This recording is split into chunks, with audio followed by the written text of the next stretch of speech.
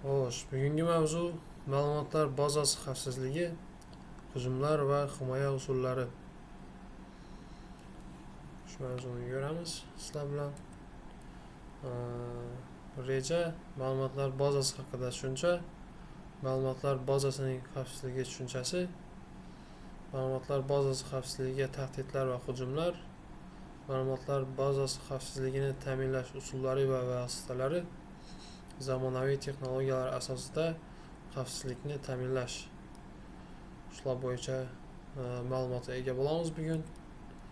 Xo'sh, o'zi ma'lumotlar bazasi deganda nima tushunamiz? Ma'lumotlar bazasi inglizcha database deb ataladi, ruscha baza данных deb ko'rganlaringiz mumkindir. Negadir SUBD deb ko'rganlar bordir. Nelarda bu o'zi nomli haqida ma'lumotga ega bo'lamiz. Ma'lumotlar bazasi bu bir yoki bir nechta foydalanuvchilar tomonidan ishlatilishi mumkin bo'lgan maxsus tizimlashtirilgan shaklda saqlanadigan, qayta ishlanadigan va boshqariladigan ma'lumotlar to'plamidir. Ma'lumotlar to'plami deganda qaysi ma'noda? Misol uchun shuning ko'rinishida jadval beriladi foydalanuvchilar to'g'risida. Misol uchun uni bo'lishi mumkin ID'si, identifikator, kirishdagi nomi, paroli bo'lishi mumkin. Ya'ni login desak bo'ladi. Shaxs identifikatori, sanasi bo'lishi mumkin. Yangilangan sana, agar vaqtida ma'lumot yangilangan bo'lsa va yaratilgan sana va holati degan ma'lumotlarni o'z ichiga oladigan jadval, foydalanuvchilar degan jadval. Bu yerda o'sha tizimga kiradigan foydalanuvchilarning har birisida o'zining ma'lumotlari bo'ladi. Keyin shaxs bo'lishi mumkin. Umumiy olib qaraganda, masalan, uni identifikatori, ismi, familiyasi, tug'ilgan sanasi, telefoni, yangilangan sana bo'lishi mumkin, yaratilgan sana, birliklar degan narsa bo'lishi mumkin. Misol uchun, agar bu oziq-ovqat do'koni yoki bir do'kon bo'yicha ma'lumot bo'ladigan bo'lsa, identifikatori, o'lchovi, nomi, xalqaro birligi yoki xalqaro standartlardan o'tganmi, shu narsalar bo'lishi mumkin. Shuning ko'rinishida bu yerda endi misol tariqasida 3 dona jadval ko'rsatilgan, lekin undan ham ko'p jadvallar bo'ladi. Tizimni umumiy nom bilan shug'ullanadigan bo'lsa, korxona uni tizimidagi umumiy ma'lumotlar to'plami shu ma'lumotlar bazasi deb aytiladi. Xo'sh, davom qilamiz. Ma'lumotlar bazasining asosiy turlari mavjud. Relatsion ma'lumotlar bazasi, norasmiy, ya'ni NoSQL deb aytiladi. Iyerarxik va tarmoqli va bulutli ma'lumotlar bazasi. Relatsion bo'lsa, bu ma'lumotlar jadval shaklida saqlanadi va ma'lum bir texnologiya asosida jadval shakllantirish mumkin. Misol uchun MySQL, PostgreSQL, MS SQL Server va hokazo ko'rinishda. Keyingisi norasmiy, ya'ni NoSQL, relatsion bo'lmagan, katta hajmdagi va strukturasiz ma'lumotlar bilan ishlash uchun qulay bo'lishi mumkin. MongoDB texnologiyasi, Cassandra va Redis shu texnologiyalardan foydalanib norasmiy ma'lumotlar bazasini shakllantirish mumkin. Relatsionda ma'lumotlar jadval ko'rinishida tartiblanib turadi. Norasmiyda esa relatsion bo'lmaganda ma'lumotlar aralash-quralash tarzda turadi.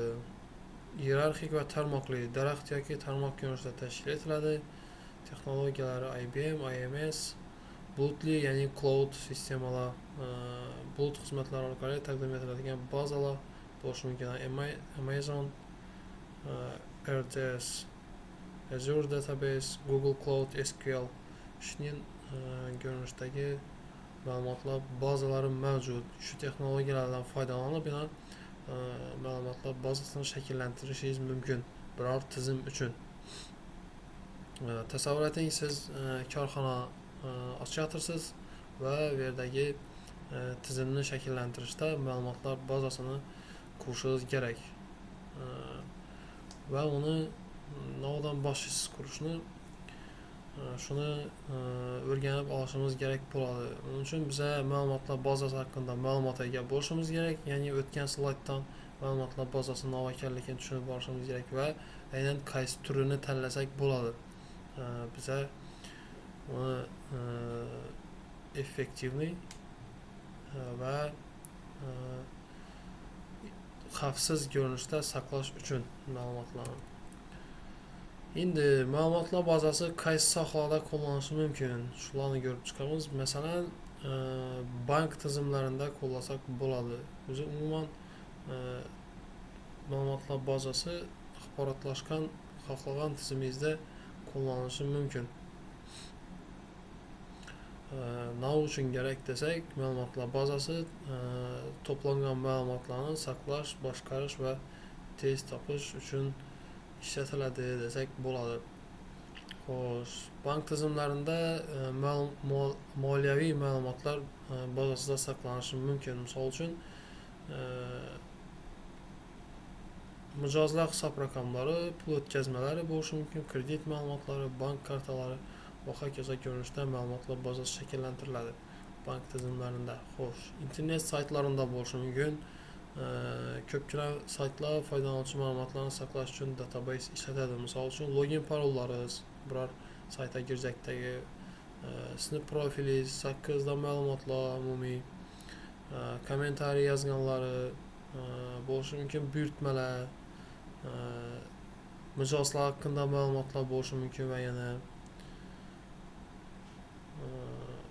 xo'sh, ma'lumotlar bazasi deyarli barcha axborot tizimlarining asosiy qismi hisoblanadi. Yana aytgan gapim, u ma'lumotlarni saqlash, tez qidirish va xavfsiz boshqarishga yordam beradi. Xohlagan bir axborot tizimi bor joyda ma'lumotlar bazasi bo'ladi albatta. Xo'sh, endi ma'lumotlar bazasining xavfsizligini ko'rib chiqamiz.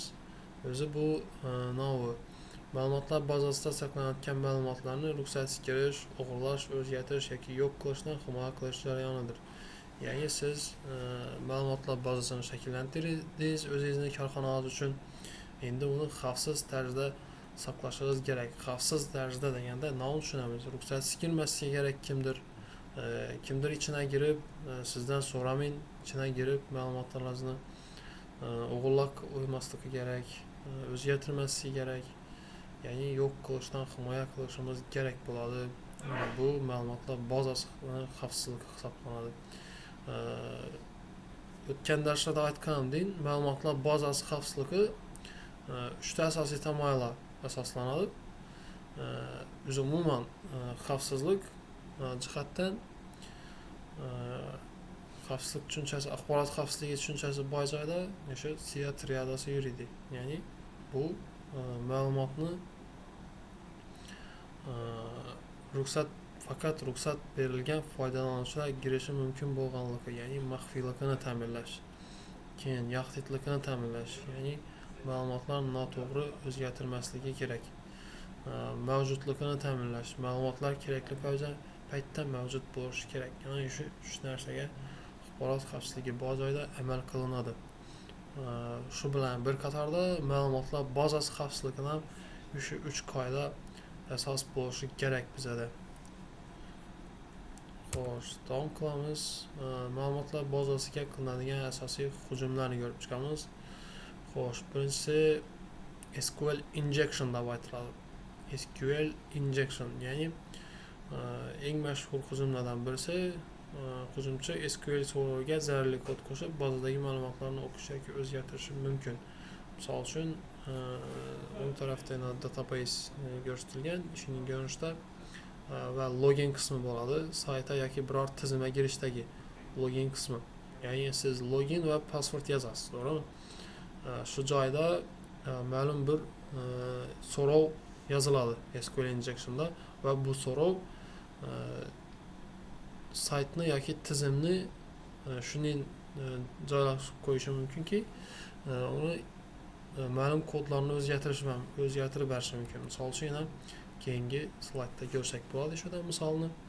Masalan, bizada users degan jadval bor. Users. Undan oladi username deng, ya'ni login ham biza biladigan username deng admin deb qo'yilgan va bu vaqtning o'zida deng boshiga password 1 2 3 4. Shuning ko'rinishda bizada jadval bor, tasavvur etinglar. Bular login va parolni saqlab turibdi o'zida. Endi biza shu login parolni yozib saytga kiradigan bo'lsak yoki bo'lmasa tizimga kiradigan bo'lsak, bizada ochib beradi shu tizimni. Lekin biz ham unutamiz. Admin bilan 1 2 3 4 ni bilamiz, ya'ni login parolni bilamiz va galamizdan o'sha login parol qismini, yozadigan qismini ishni so'rab beramiz. Birorini ishni so'rab beramiz. Or bir teng bir ishning ko'rinishida so'rab beramiz va bizlara natija imining ko'rinishida o'zgaradi. Select from users va username deng dedi, hech nav bo'sh satr yoki boshiga bir deng bira. Bu degani hamisha bajariladi. Ya'ni tizim bizlarga ruxsat berib beradi. Xohlagan vaqtda faqat login knopkasini bossak bo'ldi. Xolos hozir hech narsa girib ketasizlar username qismida, xolos hozir bir qo'yib ketasizlar bo'ladi. Bir qo'yib degan narsa sal xatoroq bo'ladi. Mana shunda esa bir teng bir degan hamisha bajariladi. Shuni hisoblanib bu tizimga ruxsat beradi. Xo'sh. Bu holatda tizim hammani login qilib yuborishi mumkin dedi. Xo'sh, davom qilamiz. Keyingi hujum turi brute force hujumi deb ataladi. Bu taxmin qilish yordamida ishlatiladigan hujum turi hisoblanadi. Bu yerda kombinatsiyalar rol o'ynaydi. Ya'ni bo'lishi mumkin siz parol o'rnatasiz, harf va raqamlardan foydalanib yoki bo'lmasa faqat raqamlardan foydalanib yoki bo'lmasa faqat harflardan foydalanib. Shuning bo'ladigan bo'lsa, bizlarga ikki dona faktor kerak bo'ladi. Brute force hujumini amalga oshirish uchun necha xonadan iborat qo'yilgan parol va nollardan tashkil topgan faqat so'zlardan, faqat sonlardan yoki bo'lmasa ikkisini kombinatsiyasi yoki simvollar ham qo'shilganmi. Challi parol o'rnatishda xona oshaversa va simvollar soni ham ko'payaversa, masalan harf, son va belgilar soni ham ko'payaversa, kombinatsiyasi parol shunchalik qiyinlashib boraveradi. Masalan faqat sonlardan iborat 4 xonali parol o'rnatishda brute force hujum turini ishlatadi. Har bir katakni kombinatsiya qilib ko'radi. Masalan, birinchi o'ylab ko'radi, taxmin qilib bo'lishi mumkin parol 0001, ikkinchisi 0002 va hokazo davom etadi to 9999 bo'lincha. Shularning orasidan bular hamma kombinatsiya hisoblanadi, hamma sonlarni ko'rib ko'radi. Shularning orasidan biror son qo'yilgan bo'ladi, biror parol qo'yilgan bo'ladi tizimga va shu orqali topiladi. Brute force hujum turi shunday ko'rinishda bo'ladi. Keyin privilege escalation degan hujum turi bor. Bu oddiy foydalanuvchi tizimda o'zina berilmagan yuqori darajadagi huquqlarni qo'lga kiritishga harakat qilishi deb aytiladi. Ya'ni oddiy user biror amallar, biror buyruqlar orqali super admin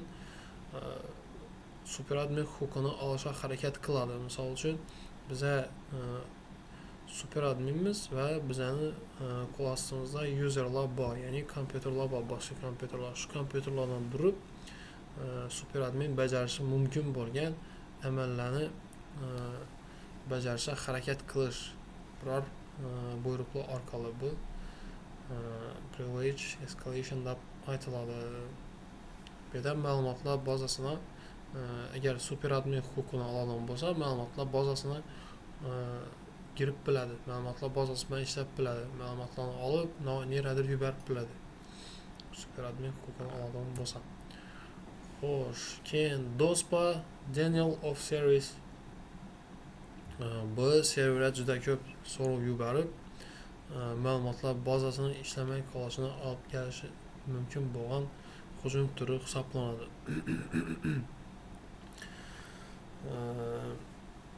Novu aytishim mumkin, bedan faqat ma'lumotlar bazasi emas, umumiy saytni ham DOS ataka qilsa bo'ladi, umumiy saytni ham. Bu yerda shu saytni umuman ishlamay qolishini olib kelishi mumkin. Bu ikkinchi ko'rinishda bajariladi. Masalan, attacker, ya'ni hujumchi keldi, internetga bog'landi, internet orqali kompyuterlarni boshqardi. Ya'ni zombilar deb aytildi. Kompyuterlar biror virus tushirib, ularni masalan virus bilan zararlab yoki biror zararli dastur bilan zararlab, ularni shunday ko'rinishga olib kelish mumkin. Ya'ni bir nechta kompyuterlarga zararlidan bo'lsa, bir nechta kompyuterlarni uni hammasini birgina shu serverga yo'naltirishi mumkin yoki bo'lmasa biror kompyuterga ma'lumotlar bazasi turgan kompyuterga yoki serverga yo'naltirishi mumkin. Bunda masalan serverga tizimi yoki bo'lmasa biror IP adres orqali murojaat qilindi. Masalan, bu yerda son cheklangan 100 dona odam girishga ruxsat etiladigan bo'lsa, bir vaqtning o'zida bular 5000 dona yoki bo'lmasa 1000 dona foydalanuvchidan foydalanib bir vaqtning o'zida so'rov yuboradi. Ya'ni tizimga girishga so'rov yuboradi. Ana shu vaqtda sayt ishlamay qolishi mumkin, tizim ishlamay qolishi mumkin, ma'lumotlar bazasi javob berilmay qolishi mumkin. Bu DOS hujum hisoblanadi. Xo'sh, endi ma'lumotlarni o'g'irlash hujum turi bor. Bu data breach deb aytiladi. Hujumchi bazadan maxfiy ma'lumotlarni o'g'irlaydi. Ya'ni ular ruxsat olgandan keyin ma'lumotlarni o'g'irlab neradir tashlashi, bu neradir yuklashi, bu ma'lumotlarni o'g'irlash hisoblanadi. Masalan, o'g'irlashi mumkin parollarni, kredit karta ma'lumotlarini, shaxsiy ma'lumotlarni o'g'irlashi mumkin. Xo'sh, davom etamiz. Endi buffer overflow hujumlari. Bu dasturiy ta'minotni xotira chegaralaridan oshib ketadigan zararli kodni ishlatishga urinish. Bu zaiflik ayniqsa C++ kabi tillarda yozilgan ilovalarda ko'p uchraydi. Hujum xavflari serverga yoki dasturga to'liq nazorat o'rnatish, ma'lumotlarni o'g'irlash yoki tizim ishini buzish. Himoyasini hozir endi ko'ramiz. Buffer overflow navligini tushunish uchun bunday tasavvur etsak bo'ladi. Masalan, biror sayt yoki bo'lmasa biror dastur ishlab chiqdik va uni chegaralarini berdik. Masalan, login parol qismidan shuning chegaralari berildi. Girish qismidan, ya'ni chegara berildiki, bir 10,000 dona raqamdan yoki 1000 dona raqamdan oshmasin degan chegara berildi. Agar 1000 raqamdan oshadigan bo'lsa, login yoki parol demak, u ishdan chiqishi mumkin. Bunda sayt qotib qolishi yoki bo'lmasa biror xatolikka olib kelishi mumkin. Xo'sh, himoya usullari. Undan himoya kod yozishda xavfsiz dasturlash amaliyotlariga amal qilish, ya'ni chegaralarni oshirib qo'yish, chegaralar agar beriladigan parol, login yoki parol chegaradan oshib ketganda deb yoziladi. Chegaradan oshib ketganda biror xatolik chiqarishi kerak. Shu joylarga ahamiyat berish kerak. Xotira xavfsizligini ta'minlovchi tillar yoki kutubxonalardan foydalanish, operatsion tizim va dasturlarni muntazam yangilab turish. Bu buffer overflow hujumlaridan himoyalanish hisoblanadi. Keyin mitimni ko'rsak bo'ladi. Man in the middle deb aytiladi. O'rtadagi odam hujumi. Bu hujum ikki ko'rinishda ishlaydi. Attacker turadi. Siz qurilmadan foydalanib ma'lumotlar bazasini yoki bo'lmasa tizimga murojaat qilib turibsiz. Ma'lumotlar bazasidan foydalanib turibsiz va hokazo. Masalan, login parol yozadigan bo'lsangiz, server bilan muloqot bo'ladi. Ya'ni siz shu login parol meniki deb so'rov berasiz immun ko'rinishda va u bazadan tekshiradi va sizni login parolingiz borligini bilganidan keyin bazadan tekshirib ma'lumotlar bazasidan sizga tizimga girishga ruxsat beradi. Shu vaqtda bu yerda tizim bilan aloqa bo'ladi. Shu aloqani hujumchi deb tutib olishi mumkin o'rtadan girib, ya'ni aloqa bo'lib turgan vaqtda shunda o'rtada o'tiradi, eshitib, ya'ni sizni navb almashib turganingizni ko'rib o'tiradi va berib turgan ma'lumotlaringizni, ya'ni login parollaringizni olib qo'yishi mumkin shu joydan. Nav aloqa qiladigan bo'lsangiz bu orqali masalan biror ma'lumot almashasiz login paroldan tashqari, bularning hammasi ishi hujumchi tomonidan tutib olishi mumkin agar mitim hujumi amalga oshiriladigan bo'lsa. Endi ma'lumotlarni soxtalashtirish ham mumkin ekan, mitim hujumi orqali o'zgartirish mumkin, kuzatish mumkin. Shunday amallarni bajarish mumkin. Endi ulardan himoya himoyalanish qanday ko'rinishda bo'ladi? Kuchli kriptografik shifrlash texnologiyalarini ishlatish, HTTPS, SSL, TLS bularni ishlatadigan bo'lsak, o'rtada ma'lumot almashinib turgan vaqtda ma'lumotlar shifrlangan ko'rinishda, ya'ni tushunarsiz ko'rinishda amalga oshiriladi. Keyin sertifikat asosidagi autentifikatsiya tizimlaridan foydalanish, jamoat Wi-Fi tarmoqlaridan foydalanishda VPN xizmatlarini qo'llash. Bularni bilasizlar. Xo'sh. Endi himoyalarni ko'rib chiqamiz alohida. Undan burun hujumlarni ko'rib chiqmadik SQL injection haqida. Endi SQL injection hujumidan nechap himoyalansak bo'ladi?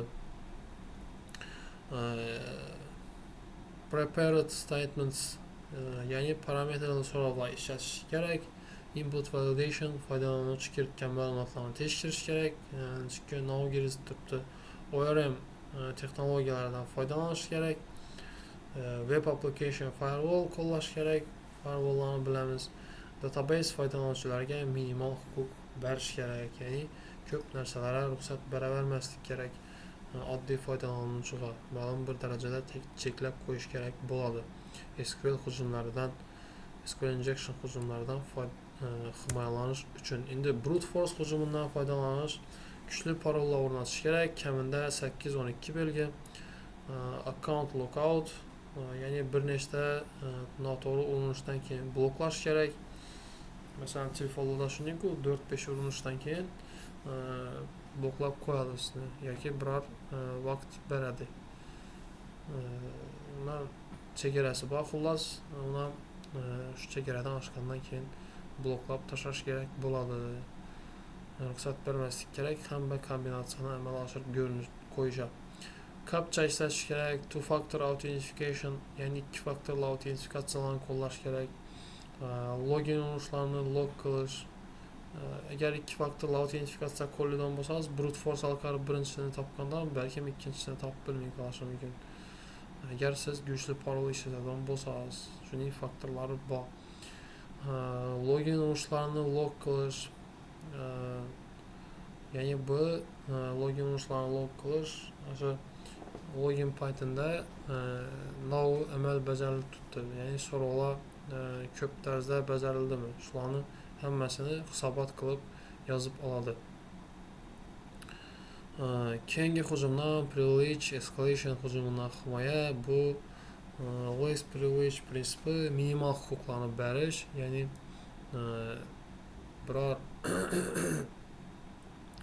masalan bir joylarni, bir buyruqlarni ochib qo'yadigan bo'lsak ham, shu buyruqlar orqali super admin huquqini ega bo'lish mumkin. Shu huquqlarni cheklab tashlash kerak bo'ladi. Faqat ishlatishi kerak bo'lgan buyruqlarni qoldiramiz va barchasini cheklab tashlasak bo'ladi. Keyin airbagdan foydalanish kerak, ya'ni ba'zan ham ko'rganmiz role based access control, ya'ni to'g'ri rollarni tanlab berishimiz kerak. Tizim yangilanishlarini yangilanib turish kerak hamisha tizim. Audit va monitoring amalga oshirib turish kerak real vaqtda. Masalan, harakat bo'lib turibmi shu biror buyruq orqali tizimda super admin huquqini olishadi. Shu narsani real vaqtda kuzatib turish kerak. Access control tekshiruvlari, shuning ko'rinishda bu hujum turidan himoyalansak bo'ladi. Endi DOS'dan himoyalanish bu firewall va IDS IPS tizimlarini ishlatish, rate limiting, so'rovlar sonini cheklash, ya'ni ma'lum bir 100 dona so'rovdan keyin cheklanishi kerak. Variantda birinchi so'rov berilgan vaqtda uni chiqarib tashlash kerak, bloklab tashlash kerak. Shunday amallarni qilsak bo'ladi. Load balancer ishlatish, CDN xizmatlari, server monitoringi, shuning ko'rinishda himoyalansak bo'ladi ekan. Data breach, ma'lumotlar o'g'irlanishidan himoya, ma'lumotlarni shifrlash kerak, encryption, ma'lumotlarni hash qilish kerak, backup yoki bo'lmasa SSH orqali backup nusxalarini yaratish kerak, ya'ni zaxira nusxalarini, access control tizimlari bo'lishi kerak, xavfsizlik auditlarini amalga oshirib turish kerak, ma'lumotlarning o'g'irlanishidan himoyalash uchun. Agar hash va shifrlashdan foydalangan bo'lsak, demak bu parollarni yoki ma'lumotlarni umumiy aytadigan bo'lsak, ma'lumotlarni tushunarsiz ko'rinishga olib kelib qo'yadi. Gibrid ko'rinishda qiladigan bo'lsak, bu keyin agar ma'lumotlarni o'g'irlagan taqdirda biror tushunarsiz narsaga duch keladi. Uni ochish uchun ma'lum vaqt talab etilishi mumkin yoki bo'lmasa umuman ochib bilmasligi mumkin. Xo'sh, ma'lumotlar bazasini xavfsizligini ta'minlash usullari va vositalari, shulardan eng asosiylari bor edi. Autentifikatsiya, avtorizatsiya mexanizmlari, ko'p bosqichli autentifikatsiya, shularni amalga oshirish 2 va undan ortiq bosqichli bo'lishi kerak. Rollar asoslangan boshqaruv, Airbag, ya'ni aytib o'tdik, shifrlash va kriptografik himoya vositalari, ma'lumotlarni shifrlash algoritmlaridan foydalanish, ma'lumotlarni saqlash va uzatishda shifrlash usullarini qo'llash, zaxira nusxa olish, qayta tiklash strategiyalari, ya'ni biror ma'lumotni yo'qotib qo'ymaslik uchun uni zaxira nusxasini olib qo'yish kerak. Agar birinchi ko'rinishdagi ma'lumotga zarar yetadigan bo'lsa, zaxira nusxasini olib yana joyiga qo'ysak bo'ladi. Ko'p vaqt ketirmang. Zaxira nusxalash turlari va rejalarini ishlab chiqarish, ma'lumotlarni qayta tiklash jarayonlari, audit va monitoring vositalari, audit loglari boshqarish va tahlil qilish, real vaqt rejimdagi monitoring tizimlari. Mana shularni qo'llashimiz kerak ma'lumotlar bazasini xavfsizligini ta'minlash uchun. Endi zamonaviy texnologiyalar asosida xavfsizlikni ko'rinishda ta'minlaymiz. Xo'sh, bu yerda asosiy turlari ko'rsatilgan zamonaviy xavfsizlik texnologiyalarini, bulutli ma'lumotlar bazalarining xavfsizligi bo'lishi mumkin, cloud sistemalarini qo'llash. Bunda bizlarga yordam beradi katta kompaniyalar, Google o'xshagan misol uchun ma'lumotlar bazasini xavfsiz ko'rinishda saqlab berish uchun. Xo'sh, bu internet orqali xizmat sifatida taqdim etiladigan ma'lumotlar bazasi bulutli muhitda xavfsizlik masalalarida alohida ahamiyatga ega bo'ladi. Bu yerda endi spetsialistlar tomonidan, ya'ni mutaxassislar tomonidan ma'lumotlar bazasi himoya qilinadi. Katta kompaniya bo'lgani uchun sun'iy intellekt va mashina o'qitish asosida xavfsizlikni kuchaytirish, ya'ni ma'lumotlar xavfsizligini ta'minlashda sun'iy intellekt va mashinani o'qitishni, machine learningni qo'llash. Xo'sh, blockchain texnologiyalarini qo'llanishi, blockchain o'zi axborotni taqsimlangan va o'zgarmas tarzda saqlash imkoniyatini beruvchi texnologiya hisoblanadi. Unda bo'lak-bo'lak tarzda ma'lumot bo'lak-bo'lak holatga keladi va alohida qilib saqlanadi. Blockchain yordamida xavfsizlik ta'minlash quyidagi xususiyatlarga asoslanadi. Ma'lumotlarning taqsimlanganligi, ma'lumotlar yaxlitligini kafolatlash, kriptografik xavfsizlik asosida autentifikatsiya va autentlikni ta'minlash. Mana bu blockchain texnologiyasi hisoblanadi. Mana shu 3 dona narsa bizda zamonaviy texnologiya asosida ma'lumotlar xavfsizligini ta'minlab beradi. Bu yerda asosiy narsalar ko'rsatilgan va yana boshqa narsalarni ham ko'rib o'tsak bo'ladi keyinroq. Shu bilan ma'ruza tamom.